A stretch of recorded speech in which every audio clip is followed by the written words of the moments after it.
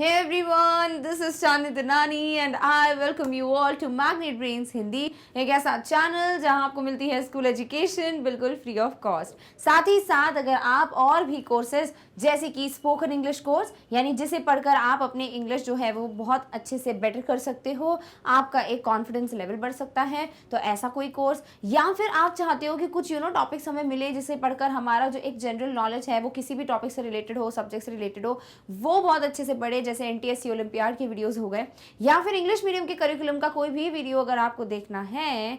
Also अगर आप कोई कॉम्पिटिटिव एग्जाम जैसे कि IIT JEE, NEET, SSC, UPSC, bank etcetera इनमें से कुछ भी पढ़ना चाहते हो तो ये सारे कोर्सेज आपके लिए अवेलेबल हैं मैग्नेट ब्रेन्स के चैनल पे। यानी आप जो हैं अपने घर पे बैठ के 24/7 बिल्कुल फ्री ऑफ कॉस्ट वीडियोस देख सकते हैं इन सभी कोर्सेज से रिलेटेड और अपने एग्जाम्स में रॉक कर सकते हैं। अब बात ये आती है ना, इतने सारे कोर्सेज हैं, कहाँ जाओगे, टाइप करोगे, क्या क्या ढूंढोगे, राइट? तो आपको परेशान होने का बिल्कुल भी जरूरत नहीं है, बिकॉज क्या करना है, आपको सिर्फ मैग्नेट ब्रेन्स की वेबसाइट विजिट करनी है ताकि वहां जाकर जितने भी वीडियोस, जितने भी कोर्सेज जो आपके लिए प्रॉपर ऑर्डर में अरेंज कर रखे गए हैं आप उन्हें पढ़ सको। तो कैसे जाते हैं वेबसाइट पे, कैसे देखते हैं सारे वीडियोस, सब बताऊंगी बहुत ज्यादा डिटेल में, बट इस वीडियो के एंड में फिलहाल के लिए बात कर सकते हैं आज के टॉपिक की। तो आप सब जानते हैं कि हम chapter 8 that is Mijbil the otter में गिवन पोएम जो कि है फॉग उसको पढ़ रहे हैं। तो हम ऑलरेडी देख चुके हैं फॉग को, जो एक बहुत ही छोटी सी पोएम है जिसे हमने प्रीवियस वीडियो में कंप्लीट किया है, बट अब हम इसको रिवाइज करेंगे, इसकी समरी देखेंगे ताकि अगर इन केस आपको कुछ भी क्लियर नहीं हुआ है या फिर आपको कुछ भी डाउट है तो वो आपको यहाँ पर क्लियर हो जाए। साथ ही साथ ऐसा होता है एग्जाम के बिल्कुल जो बिल्कुल 4-5 दिन पहले जब आपको लगता है कि हमको ना बस फटाफट से एक बार नजर मारनी बस कि क्या क्या चैप्टर में गिवन है वो, तब समरी के वीडियोस बड़े काम आते हैं। तो डेफिनेटली आप तभी ये वीडियो को यूटिलाइज कर सकते हो। तो चलिए स्टार्ट करते हैं इसकी समरी के साथ।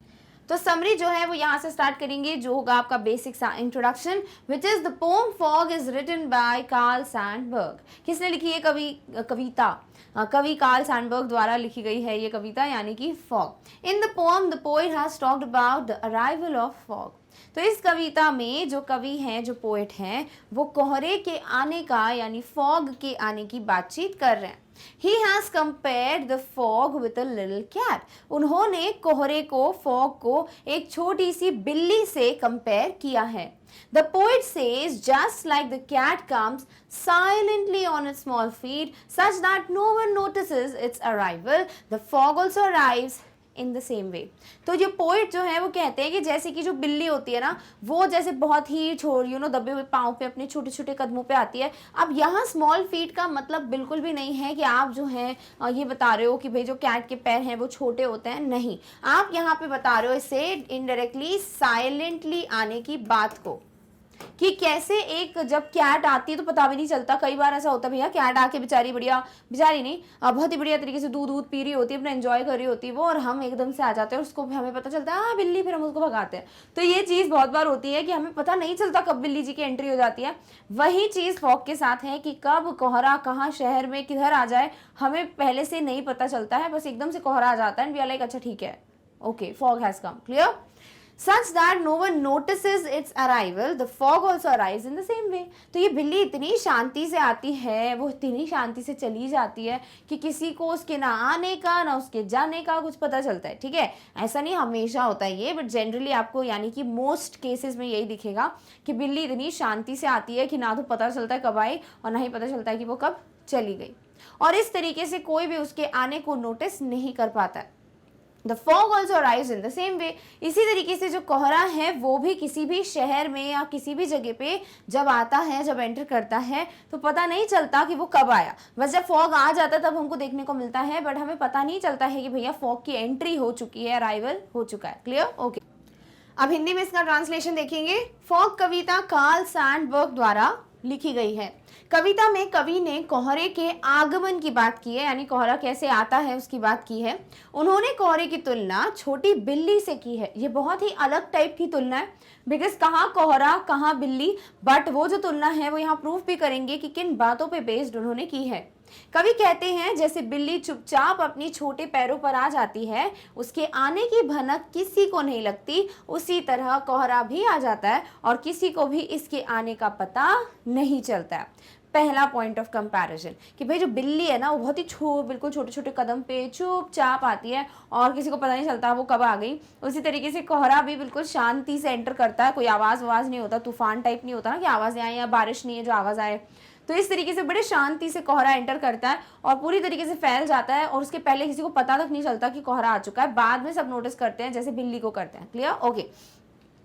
The fog enters the city very slowly and thus no one can predict its arrival. The fog covers the entire city and watches it in the same way as the cat sits silently and watches the whole city. तो fog जो है ना वो बहुत ही धीरे धीरे फैलता है, शहर में एंटर करता है और इसीलिए ना किसी को पता नहीं चलता कि कोहरा आ चुका है, क्योंकि बड़े धीरे फैलता है एंड देन फाइनली जब वो कवर कर लेता है ना पूरी सिटी को, पूरे हार्बर एरिया को, देन फिर लोग प्रिडिक्ट कर पाते कि अच्छा ठीक है, ओके कोहरा आ गया है। The fog covers the entire city and watches it. अब क्या होता है, कोहरा पूरे शहर पे छा चुका है, पूरा कवर कर चुका है, तो ऐसा लगता है पूरा कोहरा ना हर जगह शहर में जाके शहर को देख रहा है, सबको हर जगह उसका ध्यान है। वैसे ही जैसे कि कैट जो है वो भी चुपचाप से बैठी रहती है और उसका हर जगह नजर होती है, हर जगह ध्यान होता है। The fog sits over the harbor and the whole city silently and looks around in the same way a cat does. तो बिल्कुल जैसे बिल्ली जो है वो शांति से बैठ के सब देखती रहती है, उसी तरीके से जो कोहरा है वो भी हार्बर यानी बंदरगाह और जो सिटी है, जो शहर है, उसे पूरी तरीके से कवर कर लेता है, यानी कि पूरी तरीके से उसकी ध्यान रहता है या उसकी नजरें रहती हैं, हर जगह वो देखता रहता है। क्लियर? ओके। अब इसी का हिंदी में देखते हैं ट्रांसलेशन। कोहरा शहर में बहुत धीरे प्रवेश करता है और इस प्रकार कोई भी इसके आगमन की भविष्यवाणी नहीं कर सकता है। कोहरा पूरे शहर को ढक लेता है और चारों तरफ देखता रहता है, ठीक उसी प्रकार जैसे बिल्ली चुपचाप बैठी रहती है और पूरे शहर को देखती रहती है। अब पूरे शहर का मतलब ये नहीं कि उस वक्त वो पूरे शहर देख पाती, नहीं, जो कुछ भी हो रहा है ना वहां पे वो सब देखती रहती है, इसीलिए हमने पूरा शहर बोल दिया। ठीक है। कोहरा बंदरगाह और उस पूरे शहर पर चुपचाप बैठता है और चारों ओर देखता है जैसे एक बिल्ली करती है। तो जैसे कि एक बिल्ली करती है कि भाई वो भी चुपचाप बैठ के हर जगह देखती रहती है, उसी तरीके से कोहरा भी हर जगह छा जाता है, वो शहर हो या बंदरगाह हो, सिटी हो या हार्बर हो, और वो पूरी तरीके से उसको कवर कर लेता है। डन? ओके, आगे बढ़ते हैं। After some time, the fog leaves the city and moves on. The poet wants to say that the fog does not stay in a place for a long time. It disappears and does not get noticed by anyone in the same way as a cat. तो जैसे कि एक बिल्ली आती है किसी भी जगह पे, आपने नहीं देखा होगा कि बिल्ली एक जगह बहुत देर तक बैठ जाए, ठीक है, वो थोड़ी देर आती है फिर वहां से फिर चली जाती है, वो कब आती है कब जाती है पता नहीं चलता, बट हाँ जब वहां पे बैठी रहती है तब शायद आपका ध्यान चला जाए, बट आप देखेंगे वो थोड़ी देर बैठती है फिर वहां से भाग जाएगी। उसी तरीके से ये जो कोहरा है वो भी शहर में एंटर करता है, थोड़ी देर के लिए रहता है, फिर उसके बाद वो वहां से गायब हो जाता है। तो पोइट कह रहे हैं कि फॉग जो है, जो कोहरा है, वो भी एक जगह पे बहुत देर तक नहीं फैला हुआ होता है या बैठा हुआ होता है, जैसे कि एक बिल्ली करती है, आती है चुपचाप, फिर वहां पे बैठती है थोड़ी देर और उसके बाद चुपचाप चली जाती है। क्लियर? चलिए इसी को हिंदी में देखते हैं। कुछ समय बाद कोहरा शहर छोड़ देता है और आगे बढ़ जाता है। कवि कहना चाहते हैं कि कोहरा एक स्थान पर अधिक समय तक नहीं रहता है, यह गायब हो जाता है और जैसे बिल्ली के आने को कोई नहीं देख पाता, उसी तरह किसी के द्वारा कोहरे का आना भी नहीं देखा जाता है। डन? ओके। सो इस तरीके से हमने इस छोटू सी पोएम की छोटू सी समरी कंप्लीट कर ली है। आई होप आपको इंटरेस्टिंग लगा होगा ये कंपैरिजन, और इसके जो भी क्वेश्चंस वगैरह हैं हम सब डिस्कस करेंगे अगले वीडियो में जो आपके एनसीईआरटी सॉल्यूशंस होंगे, बट फिलहाल के लिए इतना ही समरी में। बट अब डिस्कस करेंगे हम वेबसाइट के बारे में। देखिए जैसे आपने ये वीडियो देखा वैसे ही अगर आप बाकी के कोर्सेज को एक्सप्लोर कर उससे रिलेटेड वीडियोज को देखकर अपनी प्रेपरेशन करना चाहते हो, देन डेफिनेटली आप मैग्नेट ब्रेन्स की वेबसाइट जो है उसे ज़रूर विजिट कीजिए, बिकॉज ये आपका समय भी बचाता है, साथ ही साथ आपको कई कोर्सेज जो है आपकी आंखों के सामने बहुत साफ साफ दिख जाते हैं। तो आपको मैग्नेट ब्रेन्स की वेबसाइट विजिट करने के लिए बस एक छोटा सा काम करना है, गूगल पे जाके टाइप करना है magnetbrains.com। जैसे ही वेबसाइट खोलोगे आपके सामने ये पेज आएगा और इस पेज पे आप देख सकते हैं सारे कोर्सेज जो हैं वो एक साइड पूरे अरेंज्ड हैं। तो आपको जो पढ़ना है आपको क्लिक कर देना है। सपोज आप इंग्लिश मीडियम का कुछ पढ़ना चाहते हैं, क्लिक कीजिए, क्लासेस आएंगी, क्लिक कीजिए ऑन द क्लास जिसके भी आप स्टूडेंट हैं और आपको उस क्लास से रिलेटेड सब्जेक्ट्स मिलेंगे। जो भी सब्जेक्ट पढ़ेंगे ये क्लिक करेंगे उससे रिलेटेड आप चैप्टर्स, टॉपिक्स, यूनिट्स जो कुछ भी होता है उसमें वो आपको मिल जाएगा और उस पर क्लिक करके आप वीडियोस बहुत आसानी से देख सकते हैं एंड नोट्स बना सकते हैं। उसी तरीके से हिंदी मीडियम पे भी क्लिक करेंगे, आपको हिंदी मीडियम का करिकुलम दिख जाएगा। स्पोकन इंग्लिश पे क्लिक करोगे तो डिफरेंट तरीके मिलेंगे अपनी इंग्लिश लैंग्वेज को सुधारने के। साथ ही साथ NTSC ओलंपियाड पढ़ोगे तो आपका ज्ञान डेफिनेटली बढ़ेगा। And IIT, JEE, NEET, UPSC, JAB, CAT, bank, SSC, RRB, other competitive exams के बारे में मुझे बताने की ज़्यादा आपको ज़रूरत नहीं है, बिकॉज इनमें से कुछ ना कुछ ज़रूर होगा जो आपका फ्यूचर गोल है। तो डेफिनेटली अभी से तैयारी चालू कर दो ताकि आप उसे डेफिनेटली अचीव कर पाओ।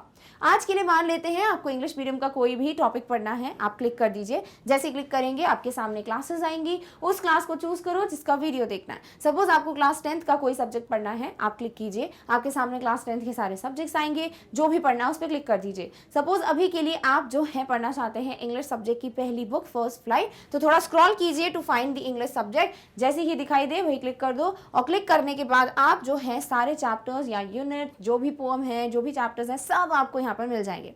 क्लिक कर दो ऑन द वन जिसका भी वीडियो आपको देखना है। सपोज आपको यूनिट 1 में अ लेटर टू गॉड जो है उसका एक्सप्लेनेशन देखना है, क्लिक कर देना, आपके सामने उसका वीडियो प्ले होना स्टार्ट हो जाएगा। इसी तरीके से इतनी आसानी से बिना ज़्यादा समय नष्ट किए आप जो है जो भी वीडियो पढ़ना चाहते हैं, जो भी टॉपिक पढ़ना चाहते हैं इन द सेंस, तो आप जाके क्लिक कर सकते हैं एंड वीडियो को देख सकते हैं। सो इस तरीके से magnetbrains.com विजिट करना बहुत फायदेमंद है, तो डेफिनेटली इसको चेकआउट जरूर करना। Done, okay.